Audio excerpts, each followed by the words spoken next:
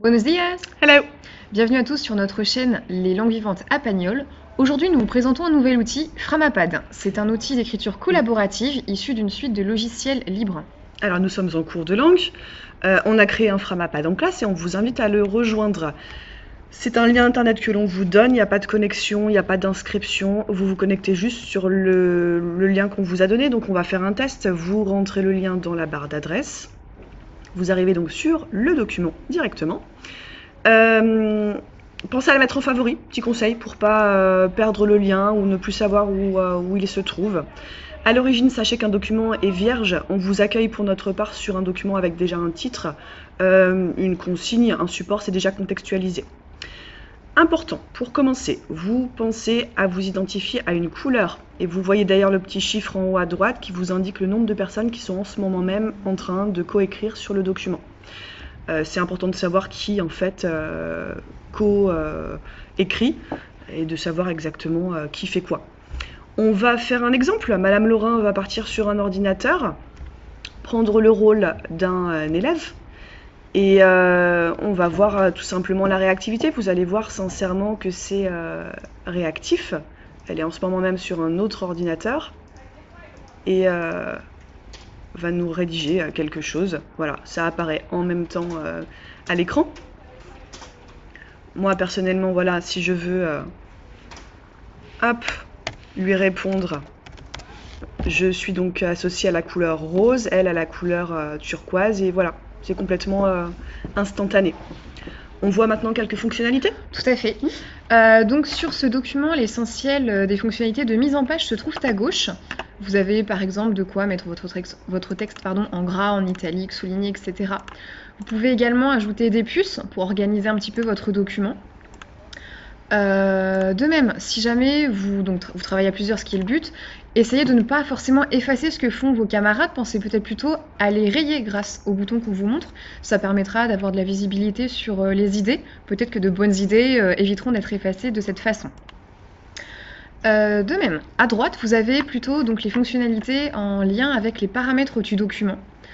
Notamment une petite horloge qui va vous donner accès à l'historique en fait, du document. Donc même chose, ça évitera sûrement les erreurs. Si jamais on a effacé trop d'éléments, on pourra toujours... On peut le récupérer ici voilà. En fait. Voilà. C'est pas irrécupérable, il y a toujours une marche arrière de possible, ce qui est du coup très pratique.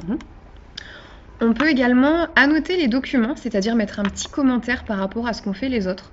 Là, le hello qui a été barré, en fait, vous expliquez pourquoi vous l'avez barré. Ça permettra au travail collaboratif de... Donc avec les petites bulles qui apparaissent, on peut marquer pourquoi on a rayé ou ce qui pourrait être mieux à la place. Donc toujours dans la collaboration, dans le but de progresser, d'améliorer ce qui a été fait. Hop, c'est du direct, donc... Exactement. Et on pense bien après à noter. Voilà. Une autre fonctionnalité plutôt sympathique, c'est donc la possibilité de faire une visioconférence, donc sur la petite caméra. Disons que quand on est plusieurs à travailler sur une même idée et qu'on n'a pas encore les choses bien définies pour les passer par écrit, la caméra peut être une bonne chose. Donc on peut vraiment s'y mettre à plusieurs. Donc ça apparaît, on va dire, de façon assez basique. Après, on paramètre bien sûr, même chose, en même temps son nom, en paramétrant donc la vidéo, le son, etc. Enfin, quand on invite quelqu'un à rejoindre le document, donc à rejoindre le Framapad, on peut le faire selon deux options. On peut lui permettre de le modifier, comme vraiment un acteur du document, ou simplement de lui donner l'accès en lecture seule, c'est-à-dire il peut seulement le visionner et ne pas le modifier, il ne peut pas y toucher. Voilà pour les fonctionnalités, je pense, de Framapad. Oui, alors on peut travailler longtemps sur un pad. La personne qui crée le pad peut choisir qu'il soit actif en fait, de 1 jour à 1 an. En revanche, sans activité sur 30 jours, le pad sera effacé. Voilà, donc attention à ça. On va vous faire part de quelques limites à Framapad. C'est un très bon outil, mais sachez que par exemple, lorsque vous n'êtes plus connecté, vous n'avez plus la légende en haut à droite avec les personnes les couleurs, les personnes qui coécrivent. Et par ailleurs, si vous vous connectez une nouvelle fois, vous serez associé à une autre couleur par défaut. Donc pensez à reprendre la même couleur pour que ça soit tout simplement lisible. Tout à fait. Ensuite, vous ne pouvez pas insérer de photos ou de vidéos. C'est dommage, mais il faut le savoir. Alors, insérer un lien, si jamais vous avez besoin de vous reporter à donc, ce type de support. Et enfin, l'export est possible, mais en noir et blanc, et la présentation est sommaire. On vous rappelle que Framapad, c'est un outil de création collaborative. C'est pas fait pour faire de belles présentations. Non. Si vous désirez en faire, on vous conseille Sway ou Genially, et on vous proposera d'ailleurs bientôt des tutos. Tout à fait. Cette vidéo est maintenant terminée, nous espérons que vous l'avez appréciée. Vous pouvez bien sûr nous retrouver donc, sur notre chaîne YouTube Les Langues Vivantes à Pagnol. Vous pouvez liker, mettre un petit commentaire.